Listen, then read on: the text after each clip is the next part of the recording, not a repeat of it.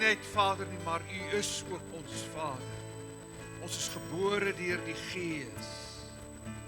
Ons is deel van die huishouding van God. En ons dank U daarvoor. Laat U heerlikheid in ons tentoongestel word, want ons kan dit nie uit onsself doen nie, maar ons is dankbaar vir die inwonende Heilige Gees, wat die lewende Christus deur ons laat tentoonstel. Ons dank U daarvoor. Ons weet dit is nie 'n werk uit onsself nie. Dit is 'n ingryping van God in ons lewens. Ons kon dit nie in onsself regkry nie, maar U het dit gedoen deur die dood en die opstanding. En ons dank U daarvoor. Dankie dat ons U kinders kan wees. Aan U kom toe al die lof en die eer en die heerlikheid. Amen. U mag U sitplekke neem. Baie dankie. Dankie aan die bedieningsspan.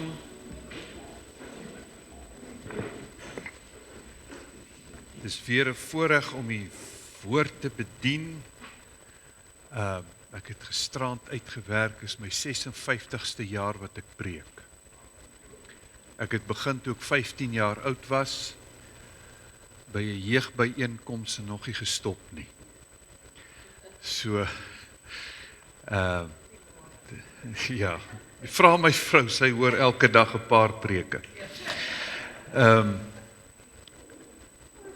is 'n voorreg om die woord te bedien. Vanmôre gaan ek uit die Ou Testament preek. Daar's 'n verskil tussen die Ou Testament en die Ou Verbond. Ek gaan nie die Ou Verbond preek nie. Ons kan nie meer uit die Ou Verbond preek nie, want dit bestaan nie meer nie. Maar ons kan nog uit die Ou Testament preek, want hy is nog daar. En daar's wonderlike lesse wat ons leer uit die Ou Testament. En hierdie, as jy nou teologies en eksegeties daarna kyk, dan is dit wat hulle noem 'n allegoriese preek. Jesus en Paulus het dit ook gedoen, so ek dink ek kan dit ook doen vandag. So 1 Konings 17. In 1 Konings 17 lees ons oor die profeet Elia, hoofstukke voor dit en hoofstukke na dit ook. Hy was so wat hulle in Engels sê 'n no-nonsense prophet. En wanneer ons in hoofstuk 17 lees, dan sien ons hierdie hoofstuk het 3 perikope. En die eerste ene handel oor, en ons ken die storie, glo ek, waar Elia by die spruitjie Krit was en toe die spruit opgedroog, want daar was 'n groot droogte in die land. En hy was vir 'n tyd by daardie spruit en die kraaie het hom gevoed. Iemand wat die storie ken, 3 mense, goed. En die kraaie het hom gevoed daar en dan droog die spruit op. En dan moet hy na 'n ander plek toe gaan, gee die Here hom 'n opdrag vir 'n ander plek. En daar's baie lesse wat ons daaruit kan leer. En een van die lesse is dat God wil jou altyd verder neem as die plek van waar jy nou is. Daar's altyd 'n plek van groter voorsiening, maar as ons kyk na sy lewe en waarna God hom stuur, dan is die volgende deel in hierdie hoofstuk dan gaan hy na die weduwee toe in Sarfat. En dit is waaroor ons gaan praat vanmôre, oor daardie weduwee. En dit lyk nie na 'n plek van voorsiening nie, maar dit is die plek van voorsiening. En dan in die derde deel van die hoofstuk, dan sien ons is hy nog steeds daar in Sarfat en die weduwee se seun sterf. En dan wek hy hom op. En dan leer ons ook hierdie les dat te midde van God se voorsiening en deurbraak gebeur daar soms dinge wat nie dalk lyk of dit God kan wees nie, maar dit is hy, want hy wil nog groter dinge aan ons openbaar. So daar's baie lesse wat ons kan leer uit Ou Testamentiese verhale. En 1 Konings 17 vanaf vers 8 tot 16 is een van daardie. So kom ons lees dit. Vers 7, die laaste deel van die eerste perikoop sê, maar na verloop van baie dae het die spruit opgedroog, want daar was geen reën in die land nie. En dan vanaf vers 8, die woord van die Here kom toe tot hom. Maak gereed, gaan na Sarfat, wat aan Sidon behoort en bly daar. Kyk, ek het 'n weduwee daar beveel om jou van kos te voorsien. Hy maak toe gereed en gaan na Sarfat. Toe hy by die ingang van die dorp kom, is 'n weduwee juis daar besig om stukkies hout bymekaar te maak. Hy roep toe na haar en sê, bring asseblief vir my 'n bietjie water in 'n houer, sodat ek kan drink. En terwyl sy gaan om dit te kry, roep hy na haar en sê, bring asseblief vir my 'n stukkie brood saam. Maar sy antwoord, so waar as die Here u God leef, ek het niks behalwe 'n handvol meel in 'n kruik en 'n bietjie olie in 'n fles nie. Ek was juis besig om 'n paar stukkies hout bymekaar te maak. Dan gaan ek binne toe en berei dit voor vir my en my seun sodat ons dit kan eet en sterf. Elia sê toe vir haar, moenie bang wees nie. Gaan binne toe en doen wat jy gesê het, maar maak net eers vir my 'n klein roosterkoekie daarvan en bring dit vir my. Vir jou en jou seun kan jy daarna iets voorberei. Ek sien mense skud hulle kop, hulle kan dit nie glo. Daar's 'n les in. Want so sê die Here, die God van Israel, die kruik met meel sal nie leeg raak nie en die fles met olie sal nie leegloop nie tot op die dag wat die Here reën op die aarde gee. Daar's God se belofte. Sy het toe gegaan en gemaak soos Elia gesê het. En sy het geëet, sy en haar seun en haar huisgesin dae lank. Die kruik met meel het nie leeg geraak nie en die fles met olie het nie leeg geloop nie, ooreenkomstig die woord van die Here wat hy by monde van Elia gespreek het. Elia was 'n radikale profeet en God praat met hom oor Israel. Ons net vandag dit, Israel was in twee dele gedeel, die noordelike koninkryk wat Israel genoem was en die suidelike koninkryk wat Juda genoem was. In die noordelike koninkryk was die 10 stamme en die Judea was 2 stamme en dit was waar Dawid was in Judea en ander konings wat regeer het in Israel, in die noordelike gebied waar Samaria was die hoofstad gewees. En op daardie stadium was Agab die koning en hy het hierdie bose vrou gehad met die naam van Jezebel.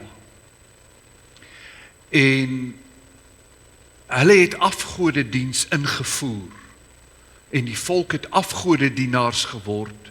In plaas daarvan om die God Yahweh te dien, soos in die suide, het hulle begin om Baal en Asherah te dien.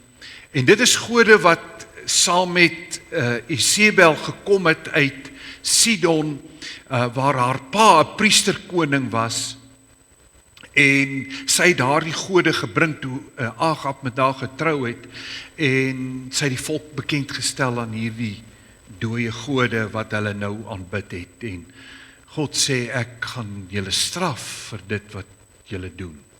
En hy bring 'n droogte oor die land en dit is hoe Elia dan nou land by die spruitjie Krit wat nou opdroog en hier is dit wat God vir hom voorsien het ook nie meer nie. Wie weet dat soms gebeur dit dat die Here bring 'n deurbraak en dan hou dit ook op. En dan kry hy 'n woord en dan is dit so 'n interessante gedeelte wat die Here vir hom sê, maak gereed in vers 9, maak gereed, gaan na Sarfat wat aan Sidon behoort en bly daar. Kyk, ek het 'n weduwee daar beveel om jou van kos te voorsien. Dit is nie die persoon wat ons kan dink wat kan help nie waar nie. 'n weduwee. En dan kom ons later agter 'n arm weduwee. Sy het niks gehad nie. Absoluut niks. En dit is hoekom ek hierdie boodskap vanmôre titel 'n bietjie is meer as genoeg. Dis al wat God nodig het. Daai bietjie wat jy gee, wat die deurbraak kan bring in jou lewe. En ek vertrou dat ons vanmôre uit hierdie 'n paar lesse leer wat ons kan toepas in ons daaglikse lewe om 'n lewe van deurbraak en oorwinning te kan hê, om te weet, al is daar net 'n bietjie, God kan baie doen met 'n bietjie. So, daardie deel in vers 9, hierdie weduwee, wat God hom na toe stuur, en dan vind ons uit, sy was arm. Kom ons kyk vinnig na die weduwee. Ek gaan nie konsentreer so seer op Elia nie. Kom ons kyk na die weduwee en haar situasie. 'n Weduwee in daardie tyd was 'n onbenydenswaardige posisie wat enige een kon beklee. En die rede daarvoor is, daar was nie goed soos pensioenfondse nie. As 'n vrou se man sterf, haar hele lewe het afgehang van die man met wie sy getrou het. Was tot nie baie jare terug nie, maar dieselfde onder ons ook. Hulle altyd die dogter moet tog net asseblief 'n man kry. Want dit is waar die sorg is. En dit was net presies dieselfde. Die verskil is, hierdie vrou woon in Sidon, wat deel is van vandag se Libanon. Dit is die grondgebied net noord van Israel. Dis 'n heidense volk. Hulle dien afgode. Sy ken God nie. En hulle hele sisteem is ook anders as dit wat was in Israel en in Juda, want daar was die voorskrifte in Deuteronomium oor hoe moet jy na die arme en die weduwee omsien, het gegeld. So in Israel en in Judea sou 'n weduwee tot 'n groot mate voorsien gewees het van elke dag se nood en om daarin te kan voorsien. Maar nie daar nie, sy heidense volk, hulle gee nie om vir 'n weduwee nie. En sy's uitgewerp, en ons lees ook dat sy het 'n seun gehad, en eintlik die woord wat gebruik word in die oorspronklike teks sê, is nie die woord seun nie, maar eintlik 'n klein kind. So, die kind moes omtrent 5 jaar oud gewees het, daar rond, en een wat sy moes versorg. So, as ons kyk, is sy in 'n hopelose situasie. Nou, ons het 2 woorde in Afrikaans, ons het hopeloos en ons het hooploos. En in haar geval is albei van toepassing op haar lewe. Sy het 'n hopelose situasie, met ander woorde, dis wanhoopig. En dan is sy ook hooploos.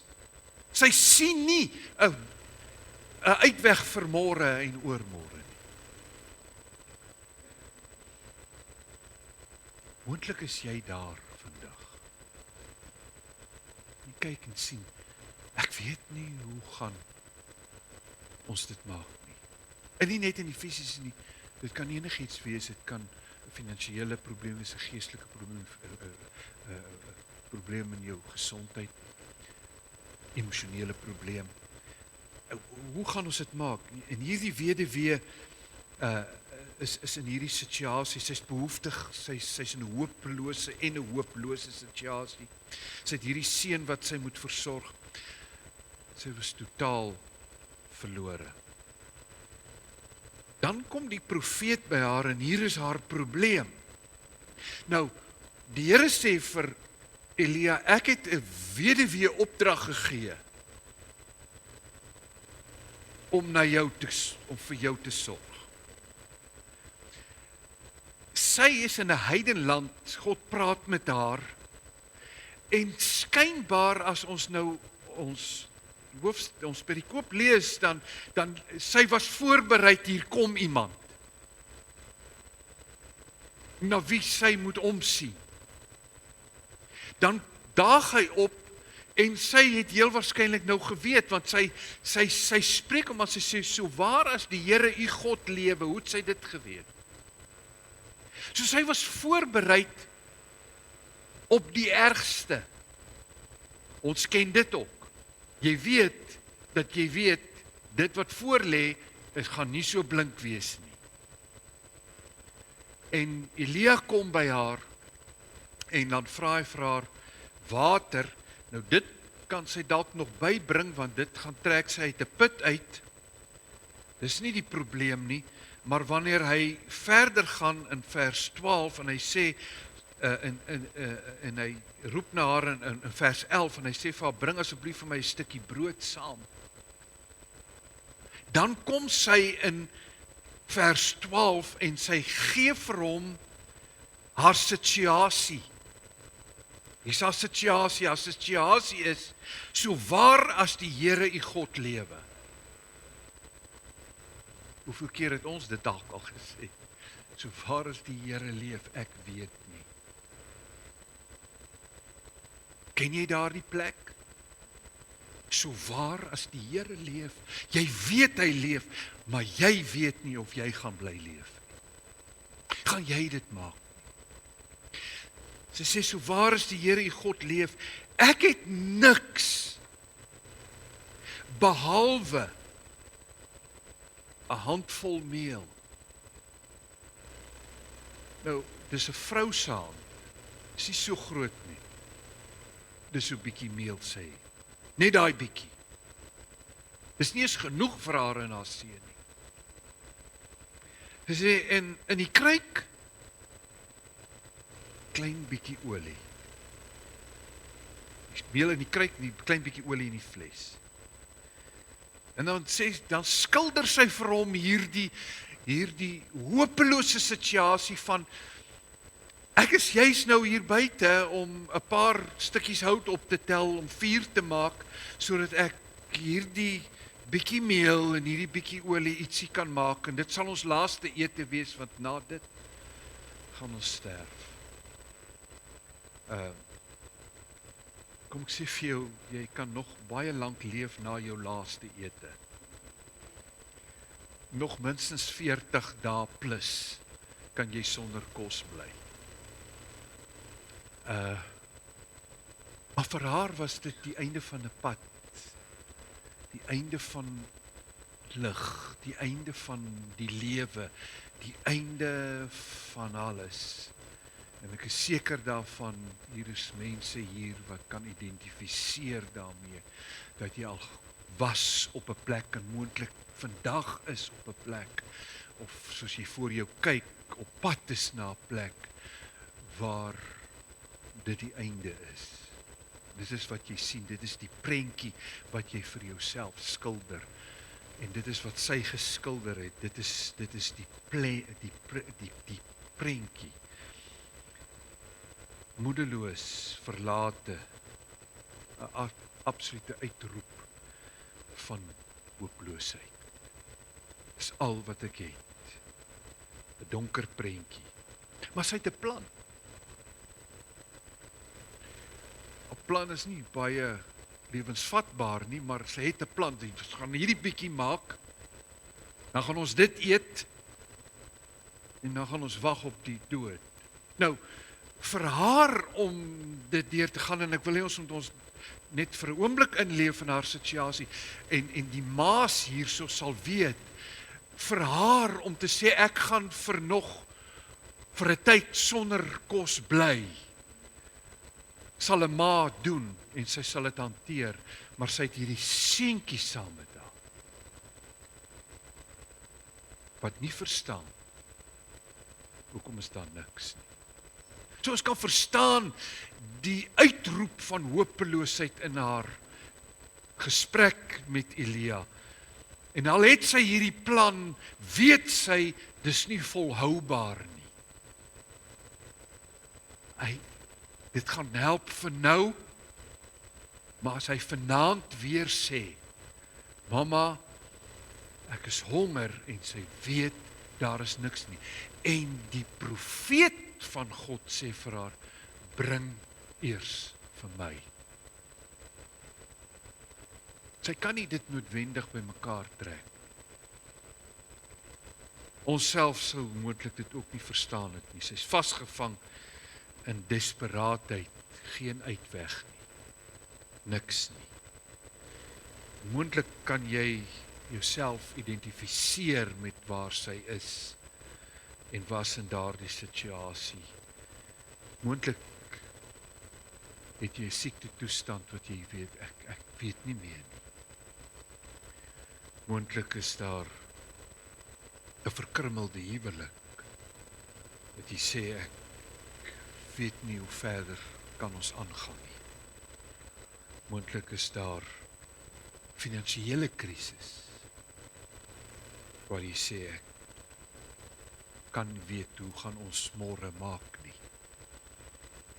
Moontlik mag het iets anders dieper gewortelde probleem wees, dalk 'n depressie waarmee jy stoei en jy word oorweldig. Daar kan 10.000 ander dinge wees. Die feit is, dit lyk vir jou hopeloos. Jy weet nie, wat kan jy doen? Jy het nou alles gedoen en die bietjie wat jy nog kan doen, het jy nou net gedoen. Dit is jou plan. En jy weet nie of jy verder gaan kyk nie. Ja, daar's nie 'n ontsnaproete nie. Daar's niks. Moontlik kan jy identifiseer daarmee. Dis waar hierdie weduwee was. Niks. En dan sê die profeet vir haar in vers sê die profeet van vers 13, moenie bang wees nie. Ek dink die 53 vertaling sê moenie bevrees wees nie. Selfde ding. Moenie vrees nie. Willem P. de Leroux het gesê, vrees is geloof in trierad. Weet jy dat geloof en vrees werk op dieselfde manier? Vrees ontwikkel in die donker kamer van jou gedagtewêreld.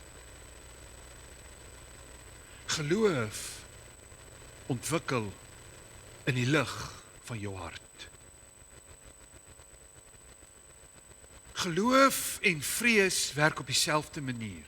Albei bring goed tot stand. Vrees teer op hooploosheid. Vrees teer op dinge wat nie uitwerk nie en maak jou mismoedig.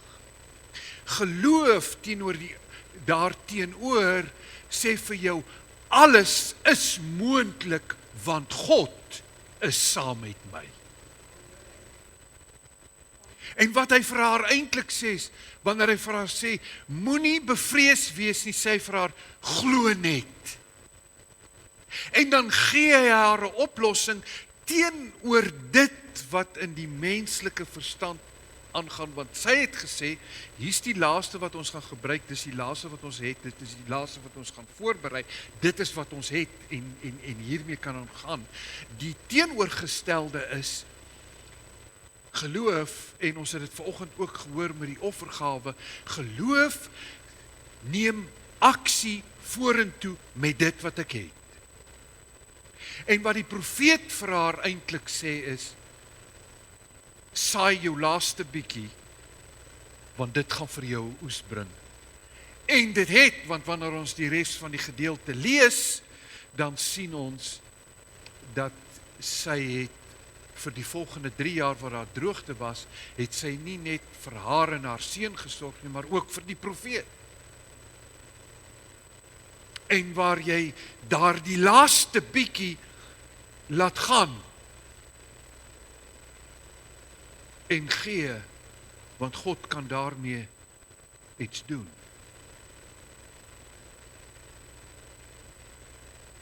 Die spruit opdroog wat ons in die eerste gedeelte van gehoor het in vers 7 en God vir Elia gesê het, hy moet gaan Sarfat toe, en want hy het 'n weduwee daar voorberei, en toe hy nou daar kom en agterkom dat sy's arm, sy's depressief, sy het geen kos in die huis nie, en geen hoop vir die toekoms nie, en toe hy haar water vra, kon sy dit vir hom gee, en toe lig sy hom in dat sy het nog 'n kind, en wat sy moet versorg, en hulle gaan nou die laaste bietjie eet.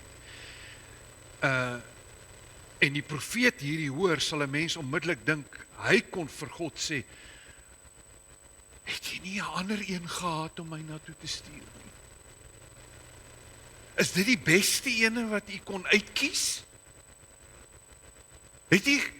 Was hy bewus daarvan dat sy's depressief en in 'n gat en kan nie daar uit nie en daar's nie kos nie, hier's niks nie, en nie sê vir my, sy gaan vir my sorg. Nee, dit is glad nie sy reaksie nie. Hy het onmiddellik 'n geloofsoog. En dan gee hy haar die oplossing wat nie sin maak vir haar gedagtewêreld nie, want dit maak nie sin om die laaste bietjie olie en die laaste bietjie meel te neem, iets daarvan voor te berei en dit dan vir iemand anders te gee en dan staan jy en kyk hoe eet hy. Hoe werk dit? God se ekonomie werk altyd teenoorgestelde van ons. En eintlik wat hy vir haar sê, wanneer hy vir haar sê, moenie vrees nie, sê hy eintlik vir haar, glo net. En dan wys hy haar, hoe glo jy net? En dis hoe jy glo. Jy beweeg vorentoe met die opdrag wat jy ontvang het. Dis hoe jy dit doen. Dis hoe jy dit doen. En ek sê dit nie ligtelik nie, want deur die jare is dit juis elke keer wanneer ons in ons lewe en in die bediening groot dinge moes aanpak en enige saak moes aanpak, was daar nooit iets nie. En daar was partymal of niks of 'n klein bietjie en dan sê die Here, doen dit, en dan gaan jy met die bietjie en jy doen dit en dan kom die grootte en jy staan daarna, jy kyk en jy sê, hoe het dit gebeur? Hoe is dit moontlik? Jy sien, die rede waarom God hom stuur na 'n arm, hooplose weduwee met 'n bietjie meel en 'n bietjie olie en geen hoop vir die toekoms nie, is sodat God iets kan doen in die bonatuurlike. Jy moet hom nou vertrou. Die ander ding ook is hy gegaan het na 'n welvarende weduwee wat genoeg gehad het en hy elke dag by 'n 3-gang maaltyd kon aansit. Sou niemand gesê het God het ingegryp nie. Sou maar net gesê het, dit was 'n ryk weduwee. Sê die, alles gehad om te voorsien. Maar nee, hy is by iemand wat hy weet, eintlik kan hy nie op haar staat maak nie. Hy moet sy oë hou op God. So, God werk met die weduwee en hy hou Elia in geloof. Want elke dag moet hulle God vertrou. En die woord sê vir ons in die hoofstuk, hulle het die hele tydperk van daardie droogte en hongersnood elke dag geëet. Weet jy dat as hulle, kom ons veronderstel, hulle kon 3 keer op 'n dag soos ons eet, dan was dit vir daardie tydperk 3200 maaltye uit 'n bietjie olie en 'n bietjie meel. 'n bietjie is meer as genoeg. God vat hulle daardeur en hy leer haar hierdie belangrike beginsel. Eerstens van gehoorsaamheid, om te luister. Nou die stem, het sy heel waarskynlik al geluister, sy het geweet, daar kom iemand. Maar nou om verder te luister toe die man van God daar kom om te doen dit wat hy sê, want as die woord van die Here wat tot haar spreek, en dan op te tree. En hierdie vrou gaan, sy praat nie teen nie. Sy sê nie vir hom, jy verstaan nie mooi nie. Jy het ek dit nie duidelik genoeg vir jou gesê nie, ek het net 'n handvol meel en 'n bietjie olie. En jy vra ek moet eers vir jou iets maak en daarna vir my en die kind. Het jy nie verstaan wat ek gesê het nie? En hy kon vir haar gesê, ek het verstaan wat jy gesê het, dis hoekom ek vir jou sê, maak eers vir my en daarna kan jy en die kind eet. Die antwoord was klaar in daardie sin. Daarna kan jy, met ander woorde, daar gaan genoeg wees. Dis hoe God werk. Dis hoe God werk. Hy rol nie alles vir jou uit en dan sê hy, daar's nou die hele plan en daar kan jy nou sien waar jy toe gaan. As alles uitgerol word, dan het jy nie meer geloof nodig nie. Maar omdat jy nie weet wat kom môre nie en omdat jy nie weet wat kom oormôre en die dag daarna nie, moet jy aanhou om te vertrou, om te weet dat elke dag sal hy doen wat hy die vorige dag gedoen het en meer. Op ons geestelike lewenspad kry ons nooit 'n kaart nie. Ons kry net 'n kompas. Abraham het op sy geestelike lewenspad en sy wandel met God nie geweet waarheen nie. Want wanneer hy by Sara kom en vir haar sê, ek het vir jou baie, baie goeie nuus. En sy sê, wat is dit my man? En hy sê, ons trek. En sy sê vir hom, waarheen? En hy gee vir haar hierdie baie bemoedigende woorde om vir haar te sê, ek weet nie na die plek wat die Here ons sal wys. Jy sê nie dit vir jou vrou nie. As jy moeilikheid wil hê, sê van ons trek, maar ek weet nie waarheen nie. En sy's baie opgewonde om te sê, ek gaan pak.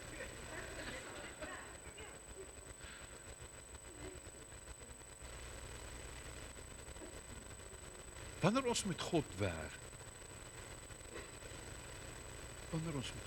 en hy met ons werk, het ons meeste van die tyd nie die volpret nie. Meeste van die tyd het ons, as iemand jou sê, ek weet nie. En dis die opwinding van 'n geestelike lewe. Is God weet. Ek hoef nie te weet nie. En alles wat hy doen, is elke keer 'n verrassing. Is elke keer iets groots.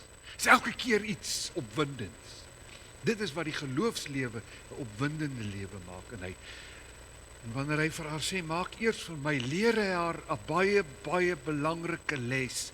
En dit is dat jy kan God vertrou. Want uit die bietjie het hulle geëet en kon hulle leef vir die volle tydperk van daardie droogte. Vir die volle tydperk van daardie droogte.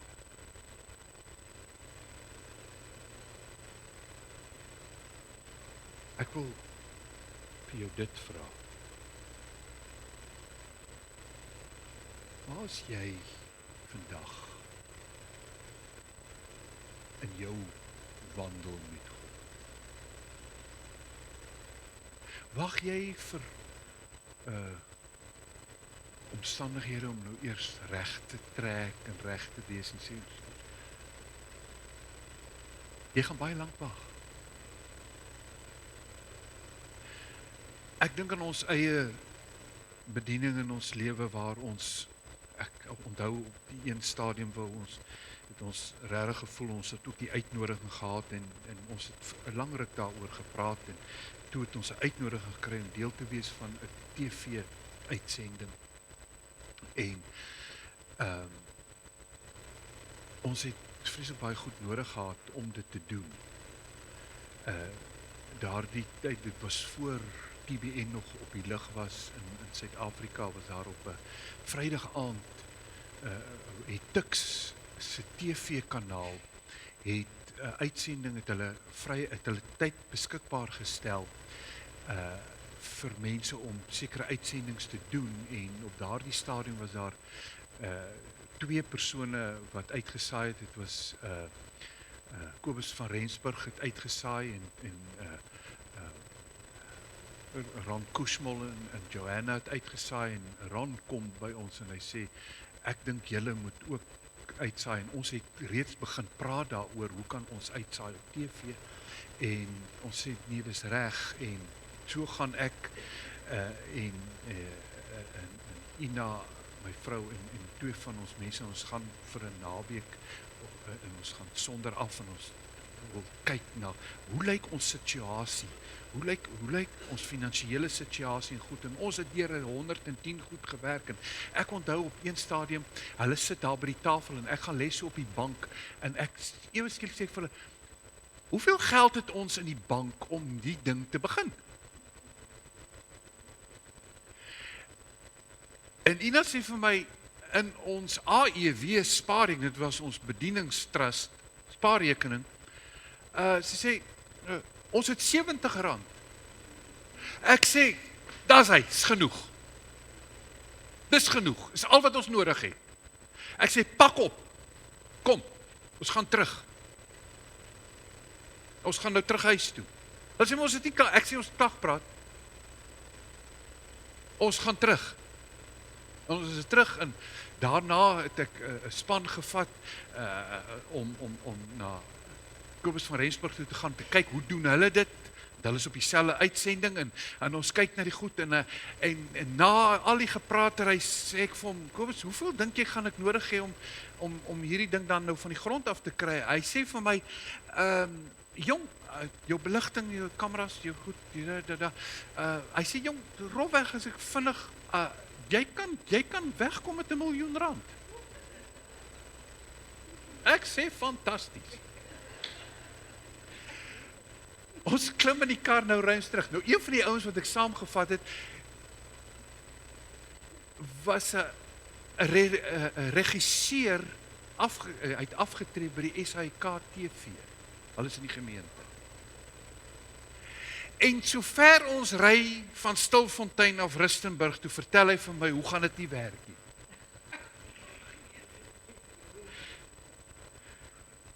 En hy skilder vir hy sê vir my, Dok, hy sê kom ek sê jou dit. Daai R1 miljoen wat daai man van praat, daai dae's verby. Jy het minstens 2.3 nodig. Ek sê dis fantasties. Ek sê vir hom, kan ons hierdie uitsending maak? Ek verduidelik hom wat wil ek doen, want op daai stadium toe neem ons al ons dienste op VHS kassette en ons het 2 kameras en kyk, ons is so reg soos doopwater. En ons want ons gaan begin met u, want ons het voorberei, ons het klaar materiale en goeders het ons reg. Ons moet nou net op die lig kom. En ons moet hierdie ding doen en ek sê vir hom kan want die formaat wat hulle nodig het vir die uitsending is 'n beta something, weet nie wat nie. En in ons formaat daai masjien by die universiteit kan nie hom hanteer nie. Kan hom nie doen nie. Kan nie met hom werk. Ek sê vir hom, kan ons dit nie oorsit op daai formaat? Hy sê, nee, daar bestaan nie so tegnologie nie. Ek sê, nee, het sal nooit werk nie. Nou ry ons. Ek laai hulle af, nou sit ek en Ina en ons jeugpastoor in die kar. Toe ons nou hulle afgelaai, die 2 ander ouens wat saamgegaan het, en ek sê vir hulle, julle vergeet alles wat julle nou gehoor het, want dis dood. Dis dood wat julle gehoor het. julle luister nie verder daarna nie, julle luister nou, ek sê, want die Here het my 'n plan gegee, en hy het vir my gesê, dis hoe dit sal werk. Ek weet dis wat die tegnologie sê. Ek het nie 'n saak met die tegnologie nie. Ek klim op die foon, ek bel my sonnaskoolonderwyser wat my nog na die Here toe gelei het, want hy was die hoof van media by Tuks. Ek bel om Kobus Wennes. Ek verduidelik vir hom wat doen. Hy sê, nee, nog nooit daarvan gehoor nie. Weet nie van so iets. Hy sê, maar ek sê wat, jy moet met klein Kobus praat. Hy het 'n ateljee. Ek bel vir klein Kobus. Hy sê vir my, ek het nog nooit hiervan gehoor in my hele lewe nie. Hy sê, maar kom deur. Dan kyk ons, wat kan gedoen word. Ons kom daar, en sy assistent is daar, en ek verduidelik hulle, wat wil ek doen? Sy sê, ek kan nie dink, en sy bly so stil, sy sê, wag 'n bietjie, ek dink daar is 'n manier ons dit kan doen. Sy sê, los die kaset hier, ek bel jou môre. Ek en die missies is in die kar terug, Rustenburg toe, van Pretoria af. Ek wag vir die oproep. Volgende dag bel hy my, hy sê vir my, hoor hierso, ons het nog nooit gehoor hiervan, of enigiets nie, maar ons het uitgevind, dit is moontlik. Ek sê so, die Here was toe al die tyd reg. Hy het toe geweet waarvan hy praat, selfs oor tegnologie. Mense, ons het vir 2 jaar uitgesaai, en R2000 per maand.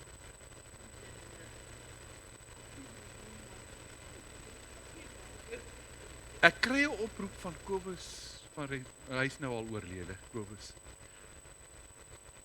Hy sê vir my, broer, waar het jy die geld so vinnig gekry? Ek sê, wat se geld? Hy sê, ons praat nog 2 weke terug, hier's jy al op die lig, hoe het jy, waar het jy al die geld? Ek sê, ek het dit nou nog nie. Hy sê, maar hoe het julle dit gedoen? Hy sê, ek het nog nooit sulke beligting gesien nie. Alles, die klank, die kamera, ek sê, jy onthou, toe ons gepraat het oor die oorsit van VHS na beta, hy sê, ja, daar bestaan nie sulke tegnologie nie. Ek sê, ja, ek weet dit is wat die mense sê, maar die Here het anders besluit. En elke week was ons op TV, op 'n Vrydag aand, het ons uitgesaai, tot hulle daai kanaal gesluit het, vir 2 jaar lank. Die R2000 per maand. Wat die Here ook voorsien het. En dit begin met R70 in die bank. Ons het toe nog die 70 gehad. En meer, ja, dis ander wonderwerke. Luister, wat ek vir jou wil sê is dit. Die bietjie meel wat jy vandag in jou hand het.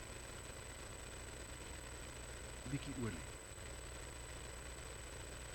Sal wat God nodig het. Om 'n deurbraak te bring in jou lewe. Iets te doen. Moses, in sy hand was 'n stok, staf, herderstaf. God se hand kloof dit, die Rooi See. In Dawid se hand is daar net 'n slingervel, met 5 klippies, en God se hand vel dit 'n reus.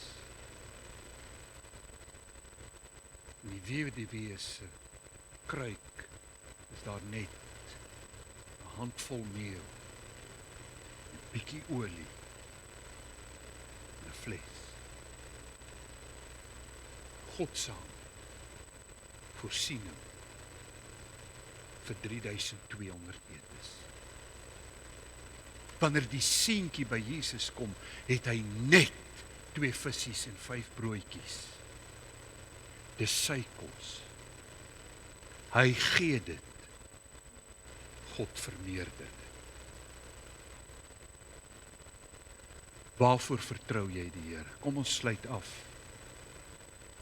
Waarvoor vertrou jy die Here?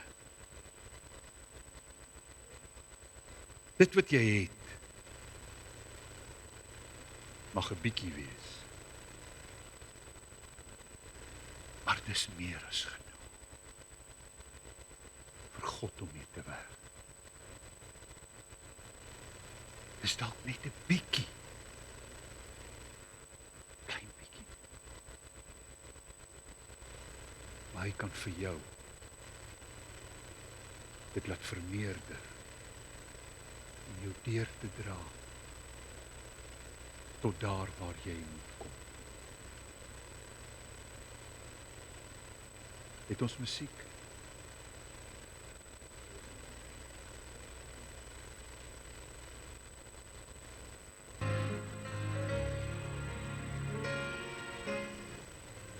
Daar waar jy sit, kom ons sluit ons oë.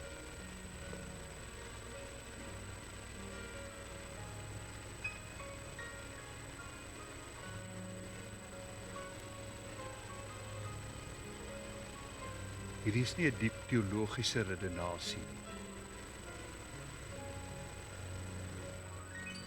Net 'n eenvoudige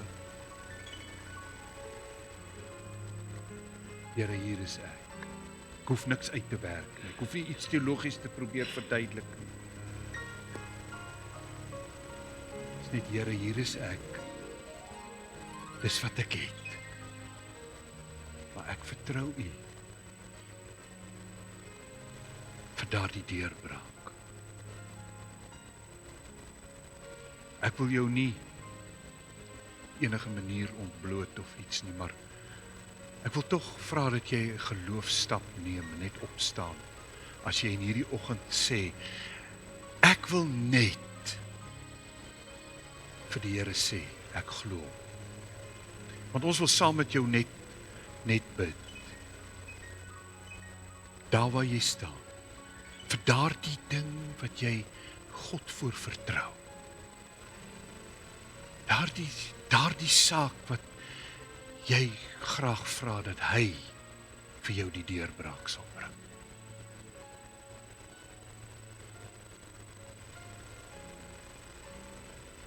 Kom ons bid.